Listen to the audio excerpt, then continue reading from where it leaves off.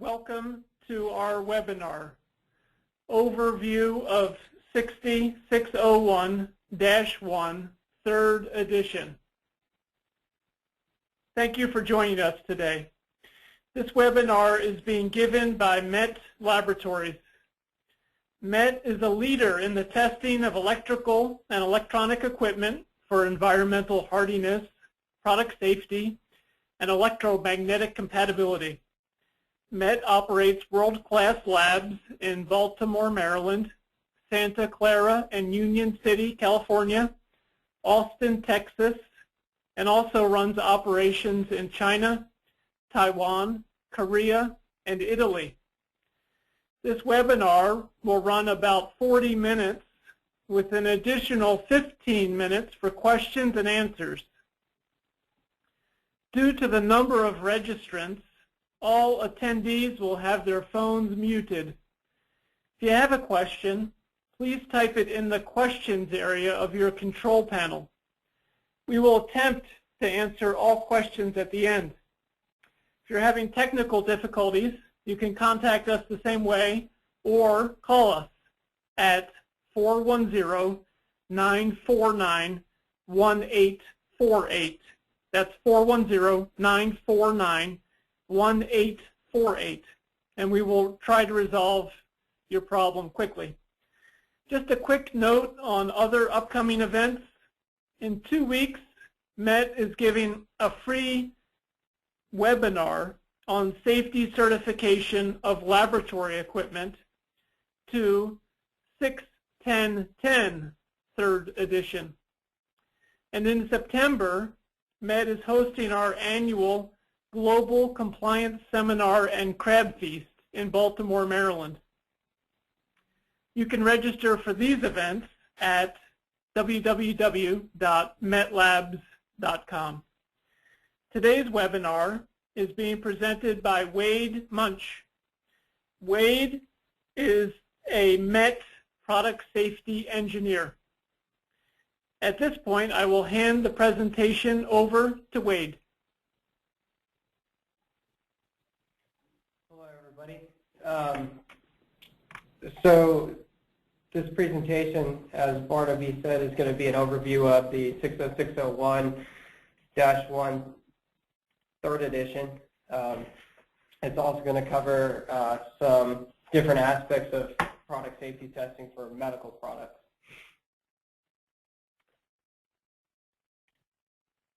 A little bit about MET before we get started. We were founded in 1959.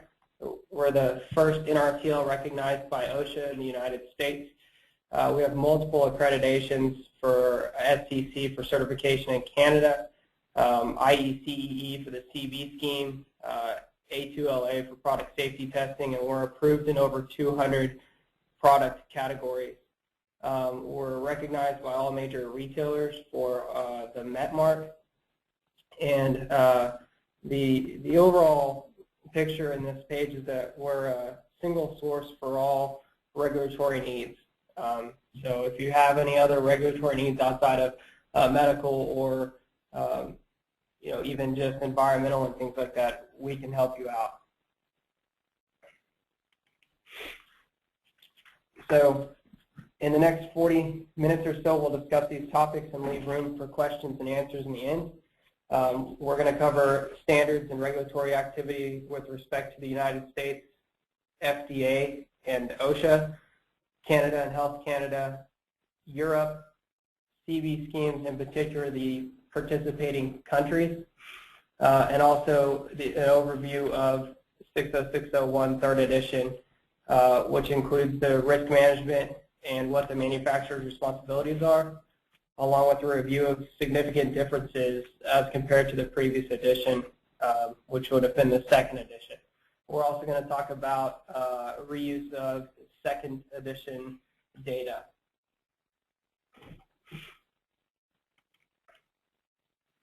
So the message in this slide is that when someone refers to the US, Canadian, or EU 3rd edition, they're referring to a national standards that are based on the 3rd edition of IEC 60601-1 and not an actual standard that is in the 3rd edition at a national level. So as you can see here, we've identified the current and previous editions of standards for the United States, Canada, and the EU. And you can see which editions have been withdrawn and which editions are current.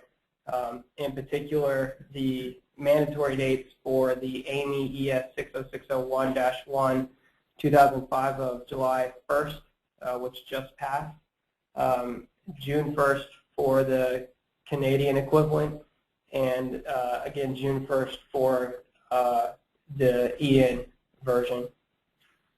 A little bit about the United States.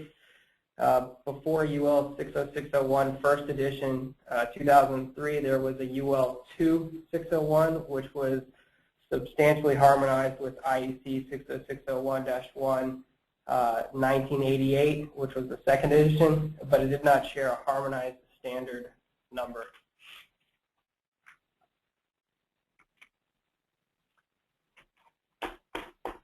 So current standard for the United States is UL 60601-1 first edition with revisions through April the 26th, 2006.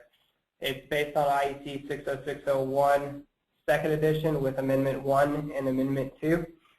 It's required to demonstrate compliance for the workplace, which is OSHA, and it may be used to demonstrate compliance to the FDA. We'll talk a little bit more about that later.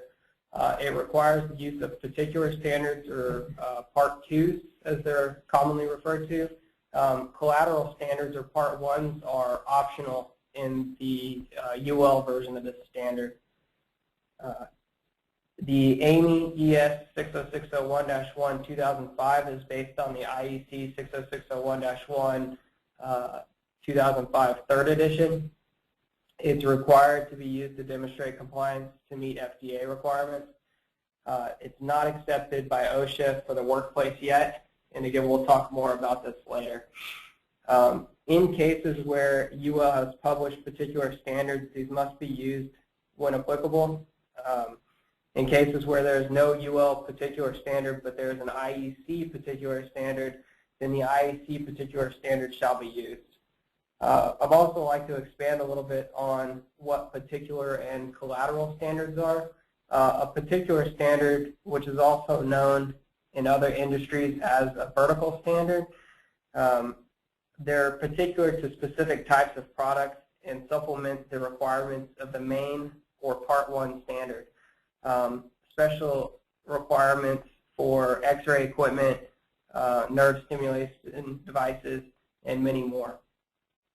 Collateral standards, also known as horizontal standards, are more selective than the main standard, but cover specific topics or types of equipment. An example would be 60601-1-3 for X-ray radiation protection, 60601-1-4 for programmable systems, and one more example would be 60601-1-6 for usability. There are about 8 or 10 collateral standards right now. For particular standards, I think there are about 60. So again, to summarize, the AAMI version is currently recognized by the FDA, and OSHA is still on the fence with regards to the 3rd edition. For Canada, the current standard is CSA C22.2, number 60601-1-08. It's based on the IEC 60601-1 3rd edition. It may be used to demonstrate compliance with Regulatory and Health Canada. It was mandatory as of June 1st, 2012 for new products, and we'll talk more about the 3rd edition later. Again, in cases where CSA has published particular standards, these must be used when applicable. When there is no CSA particular standard, but there is an IEC particular standard, then the IEC particular standard shall be used.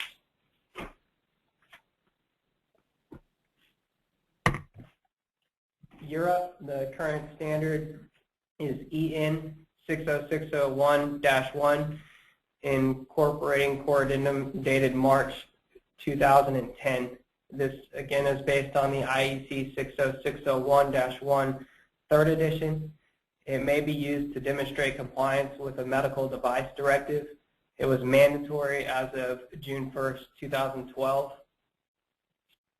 And again, more on this later. The same thing for, as for Canada, except where CENELEC has published a particular standard. These must be used when applicable. In cases where there is no CENELEC particular standard or an EN particular standard, but there is an IEC particular standard, then the IEC particular standard shall be used. CB scheme, current standards.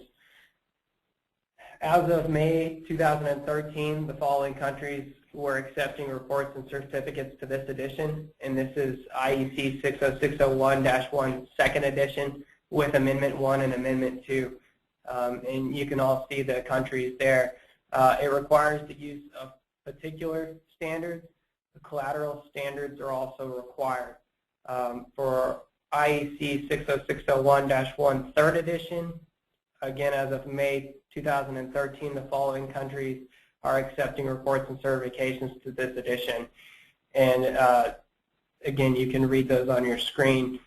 To give a quick overview of the CB scheme, the IEC-EE CB scheme is the world's first truly international system for mutual acceptance of test reports and certificates dealing with the safety of electrical and electronic components, equipment, and products. It is a multilateral agreement among participating countries and certification organizations. A manufacturer utilizing a CB test certificate issued by one of the accepted national certified bodies, or NCBs, can obtain certification marks of the latter within the scope of adherence in the countries where the accepted NCBs are located.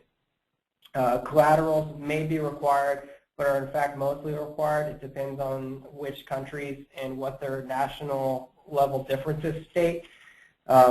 And again, while the United States is participating in the scheme for 3rd edition, the U.S. is not accepting certifications and reports for regulatory requirements where the workplace is concerned. And the United States still requires the previous edition for the workplace for now and for the foreseeable future.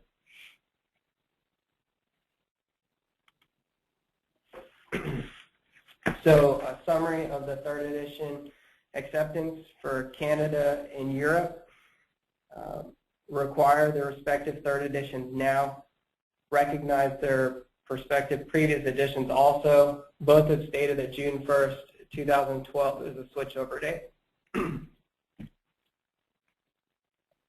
In Canada, Health Canada stated June 1st, 2012. The next slides will explain the date more clearly. In the EU, the official journal has also stated June 1st, 2012, and we have a slide discussing that a little bit more clearly as well. For Canada, only new products must comply as of June 1st, 2012. Existing products are permitted to remain compliant to the former edition, provided there are no significant changes to the product, as defined in the guidance for the interpretation of significant changes, which was published by Health Canada. For Europe, new and legacy products must comply. CB scheme, the scheme recognizes 3rd and previous edition.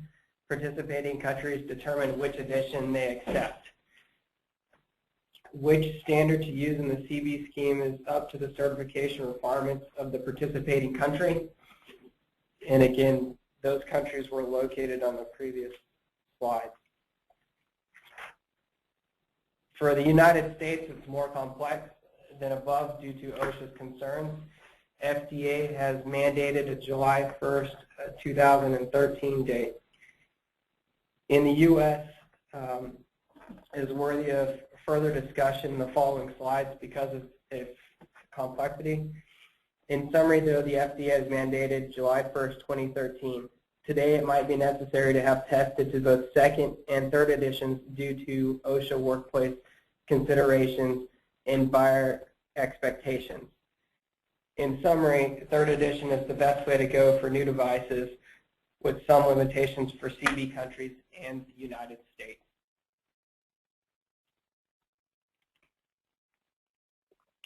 So Canada, Health Canada, and the June 1st, 2012 date.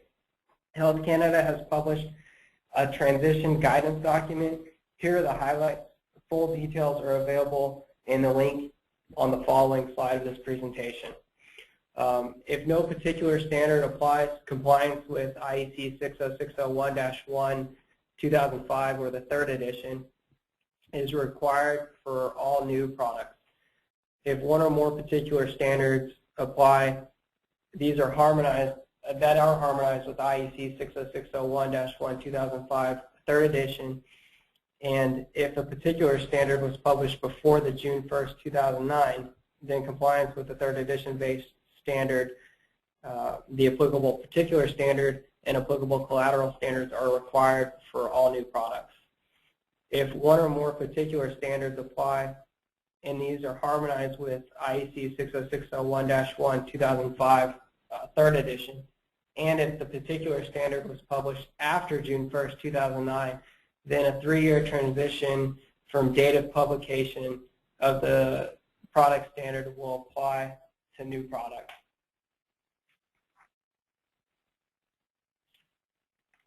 To continue to use pre-third edition data, it is necessary to submit applications to Health Canada before June 1st, 2012. So that date has actually passed. Products already on the market will continue to be acceptable to a pre-third edition standard unless significant product changes are made. And again, here is the link with the full information, which was highlighted in these 2 slides. These are the Health Canada rules. It is expected that CBs will follow the same guidance in order to maintain harmonization with Health Canada requirements. Significant product changes are anything that are deemed to potentially impact compliance with the safety standard.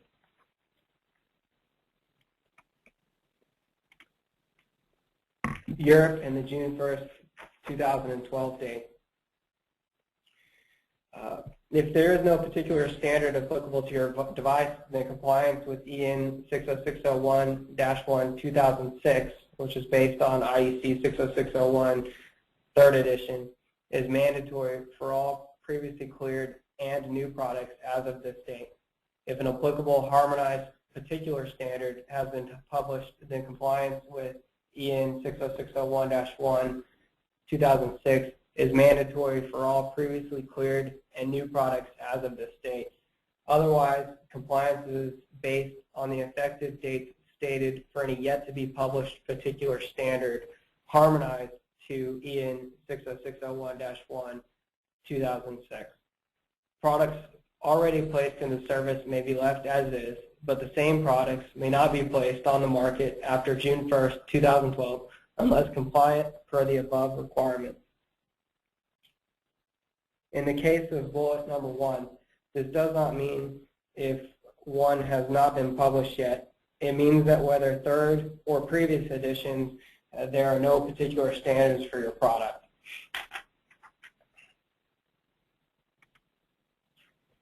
USA, OSHA, FDA, and the July 1st, 2013 date. This is just another way to view the previous information. It's intended to reemphasize the difference between the U.S., within the U.S., and as compared to other countries. So OSHA regulates the workplace and mandates an RTL listing. OSHA has not yet endorsed AAMI ES 60601-1 2005. Products going into an OSHA-regulated workplace must be listed to UL 60601-1 first edition. As of July 1st, 2013, the FDA will only accept reports based on IEC 60601-1 third edition, and the status with OSHA and the third edition base standard remains uncertain.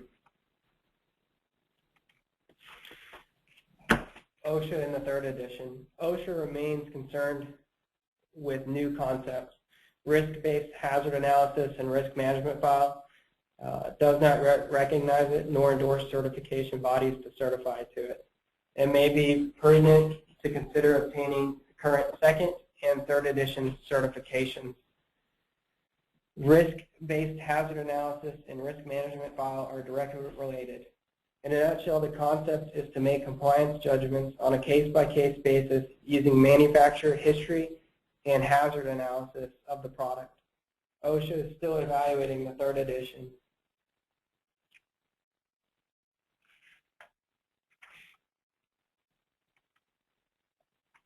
Regulatory strategies. Canada, third edition certification is required. The previous edition is no longer valid. For Europe, a third edition certification is required. The previous edition is also no longer valid. CB scheme should pursue third edition, but there are countries that still accept pre-third edition. And again, those lists of countries are available in the previous slides. For the United States, third edition is required for FDA. However, previous edition certification is required for the workplace. So you're probably going to need both at this point in time. The exception is that if there is no published particular standard, then it is not possible to use third edition when a particular standard is applicable to your device. Caution should be given to particular standards which have been replaced with new particular standards of a different number. For example, IEC 60601-2-38 for electrically operated hospital beds has been replaced with IEC 60601-2-52 medical beds. So if you're looking for a third edition harmonized version of IEC 60601-2-38, you won't find one, but that does not mean that you can claim conformity to it along with the second edition.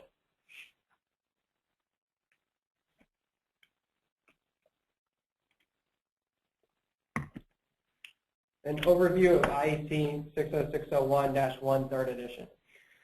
Key differences with respect to IEC 60601-1 second edition. Risk analysis and risk management file. Enhanced essential performance requirements, integrates some former collateral standards, improved installation coordination, enhanced mechanical hazard assessment, and there's a total clause realignment document, free mapping document available at that link. The third edition of IEC 60601-1 now contains what was previously 60601-1 for medical electrical systems, and that's now incorporated into clause 16 of the standard. 60601-1-4 for programmable electrical medical systems is now incorporated into clause 14.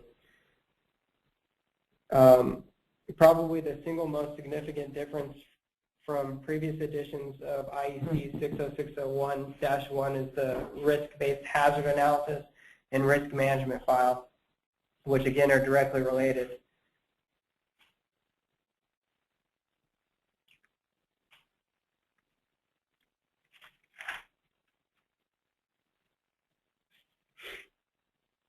There has been a CMC decision for those of you who manufacture power supplies for CB scheme. The CMC agreed to follow a recommendation whereby power supplies can be granted a CB test certificate to IEC 60601-1 2005 third edition without conducting a risk management process as required by the standard, only when the risk management process exclusion is clearly stated in the CB test certificate and test report. So the summary of that is that if you're a manufacturer of a power supply, you're not obligated to meet all the risk assessment or risk management clauses of the standard. The risk management file, the manufacturer must perform a risk assessment and develop a risk management file. Demonstration of compliance with ISO 14971 is essential to a successful risk management file. You must identify all possible risks or hazards of use risk to consider go beyond ordinary electric shock, energy, and fire hazards. Again, this is probably the single most significant difference from the previous editions of IEC 60601-1. Again, and the concept is to make compliance judgments on a case-by-case basis using manufacturer history and hazard analysis of the product. The manufacturer must have a policy that addresses risk to include a declaration of acceptable risk, benefit of a particular feature as compared to the risk associated with the feature, and a declaration of acceptance of residual risk, which is risk that may remain after mitigation of a primary risk. The difference between acceptable risk and residual risk is that acceptable risk gives consideration to the benefit versus risk of the feature being evaluated. For example, in an electrosurgical unit, it may be necessary to consider the risk of shock hazard when compared to the benefits of the procedure. Acceptable residual risk gives consideration to risk that may remain after mitigation of the primary risk. In reality, it is not possible to remove all risk of hazard, but it is necessary to reduce as much as possible, and the risk management file is to show that effort. Certification to IEC 60601-1 3rd edition is not possible without the risk management file unless you're going for a power supply. Many clauses within the standard require information from the risk management file. It provides guidance for determining what is essential performance. And essential performance is defined as performance necessary to achieve freedom from unacceptable risk. Again, because the risk management file, because many of the clauses within the standard require the risk management file, it's very important that this effort is done as far in advance to submitting a product for review as possible. It's an essential part of your evaluation that your equipment undergoes. So the risk management file must be submitted when a product is submitted to the certification body.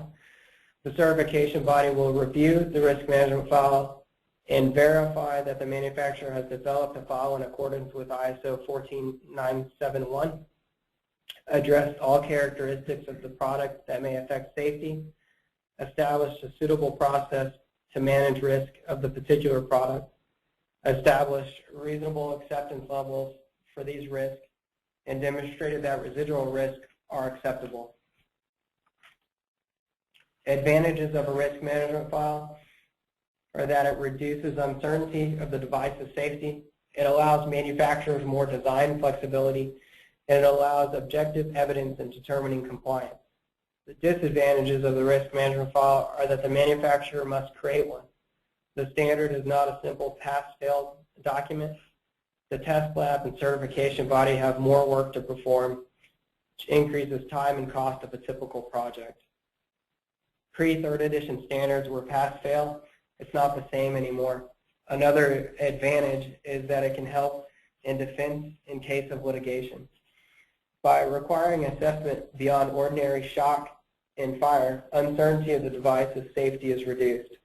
By replacing prescriptive requirements, it is possible to introduce new design concepts that may have been limited by prescriptive requirements of previous standards. A guidance document is available at the following link. This document is a free download. It's specifically written for the manufacturer pursuing certification in a CB scheme. There is a new 2nd edition of this document available. However, this edition is no longer free.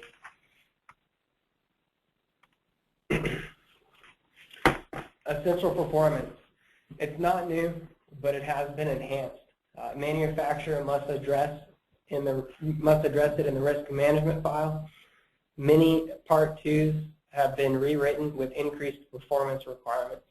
The manufacturer must define essential performance for the device, even if a Part 2 does not exist. It addresses performance in normal and single fault condition. Some essential performance considerations: would degradation or loss in accuracy result in an unacceptable risk? If degradation occurs, will it be evident to the user? Are alarms relied upon? Some examples of increased performance and accuracy of operating data, protection against hazardous outputs, and accuracy of controls are also items that might need to be addressed in the risk management file. For essential performance, that is. Markings and documentation. Markings must be clearly visible under defined angle, distance, and lighting parameters. Visibility is based on essentially perfect human sight, 20/20 in the United States. 20/20 means a person can read at 20 feet what a normal person can read at 20 feet, or what a person with 20/40 vision can read at 40 feet. There's a new international symbols or meanings of previous symbols, new meaning of the exclamation mark and an equilateral triangle that you can see there to the right of the screen. It now means caution instead of consulting accompanying documents. There's a new symbol for reference to operating instructions and a new symbol for emergency stop. There are also increased documentation requirements. Documentation should state the skills, training, and knowledge required of the operator or the responsible body. Should be written on a level consistent with the education, training, and special needs of the person for whom the document is intended. Be written in a language understandable by the reader. And the documentation may be provided in electronic, not internet form, and the risk management process shall establish which parts are required to be provided in hard copy. Installation coordination. Changes allow more compact designs, potential for lower cost designs. It incorporates more tables like IEC 6950-1. It is, however, more complex to interpret. Designs that meet second edition installation requirements should meet third edition requirements. And there are separate requirements for operator access areas versus patient access areas. The standard actually defines those separate requirements as means of operator protection, which is less stringent than a means of patient protection. The means of operator protection are similar to the requirements of IEC 6950-1, whereas the means of patient protection are similar to the means in the previous editions of IEC 60601-1, second edition. Stability and mobility. These are some of the differences in the new standard. Tip testing when static and while being transported. There's a static 10-degree or a 5-degree tilt if a warning is provided. Or transporting in a transport position, there's a 10-degree tilt. Static pressure applied for devices of a certain mass. It varies depending on the device dimensions, mass, and portability, but it can be up to, I believe, 240 newtons. Stability when pushed over a threshold. There's now a 20 millimeter high by 80 millimeter wide threshold that mobile equipment is rolled over at 0.4 meters per second, or the maximum speed of device if it's a motor-driven device. And there's also a brake movement test where the equipment is placed on a ramp and you lock the brakes and make sure that the equipment does not slide down the ramp more than a given distance. The ball pressure test and regular mechanical strength are still required as well. There's a handle test for 4 times the actual carrying weight of the handles that are provided on equipment. There's a new ascending step and descending step impacts. The step is 40 millimeters high, you impact it 3 times at 0.4 meters per second, or the maximum transport speed. There's also a door frame impact. It's a 40 millimeter by 40 millimeter obstruction that you impact, again, 3 times at 0.4 meters per second for the maximum motor speed.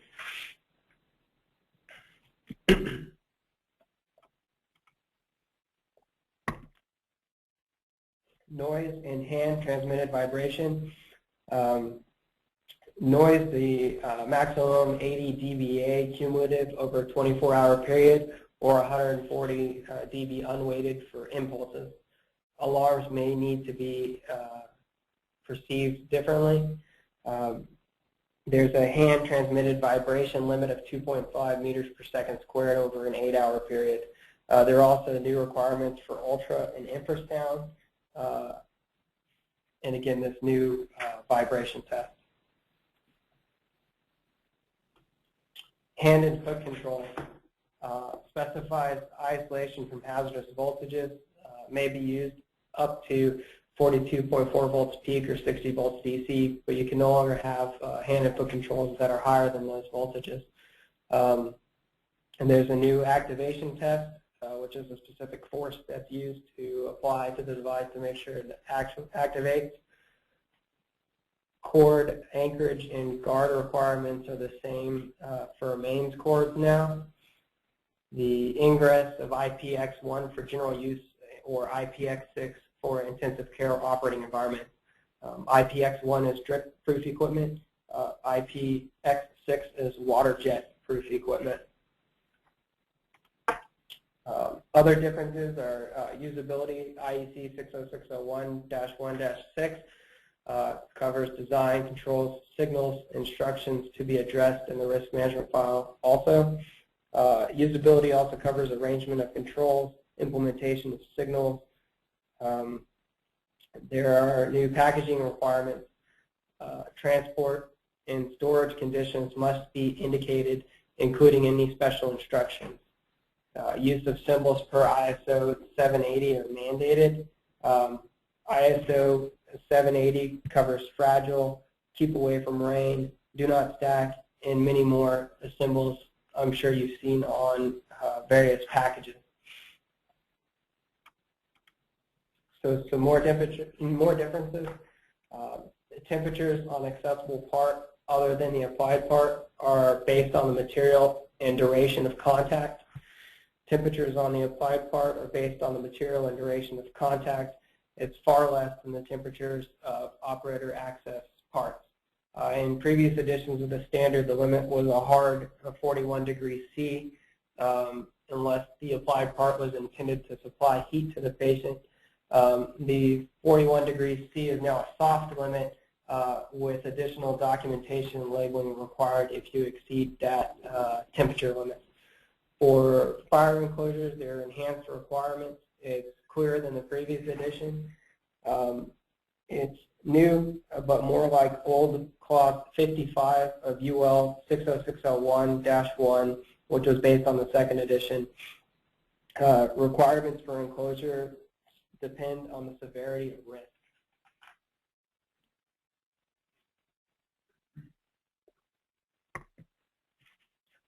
Mechanical strength, besides stability and mobility, there's a push force test on chairs, tables, footrest, and any surface that someone can sit or stand on.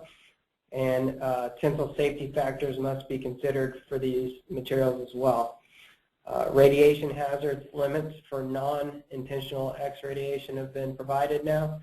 It includes hazards for ultraviolet radiation and laser radiation, which must be addressed in the risk management file. Software, as I previously stated, is now addressed in clause 14 of the standard. It was formerly addressed in collateral standard IEC 60601-1-4, and it must be addressed within the risk management file where software is relied on for basic safety or essential performance. EMC is the same requirements as the previous edition of the standard, but now must be addressed in the risk management file, along with the requirements of IEC 60601-1-2.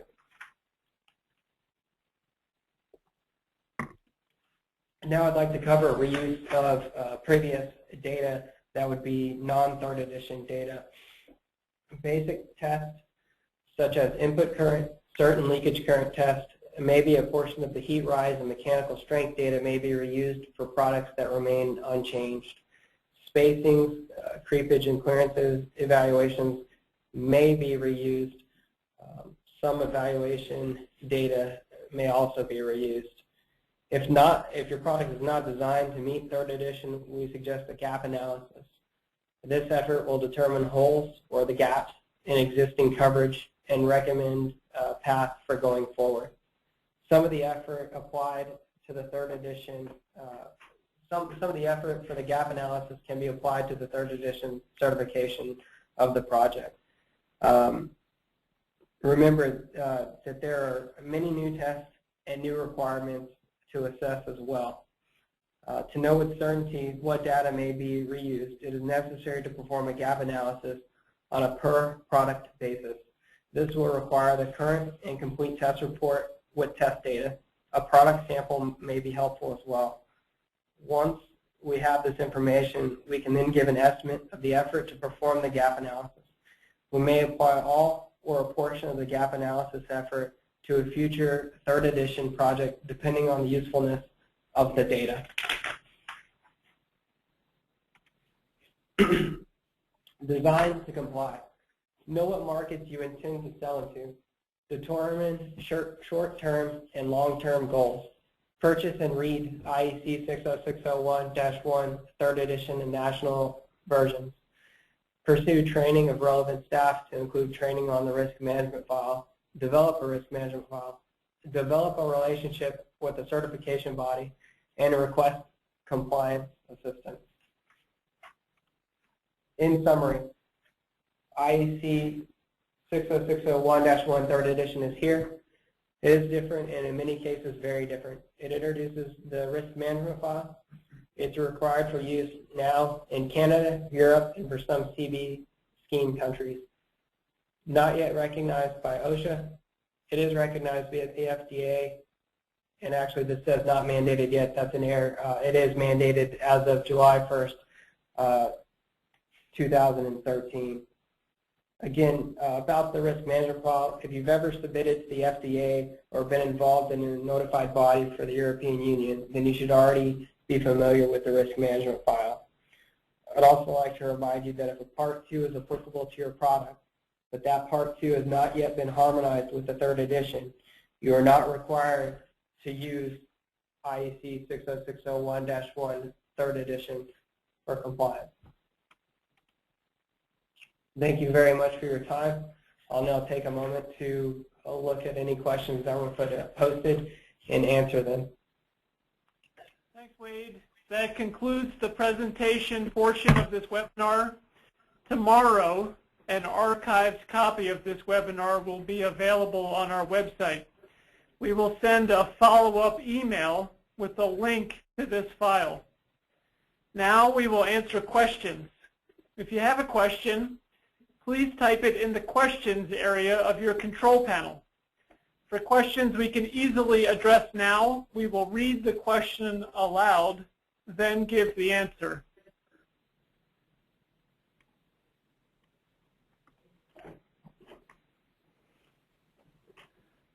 Okay, a question was posed, does China recognize IEC 60601-1? The question posed didn't list a particular standard or edition of that standard, but China does. I believe they're currently on the 2nd edition, and that information could actually be obtained from the IEC EE website, where all the CB information is logged.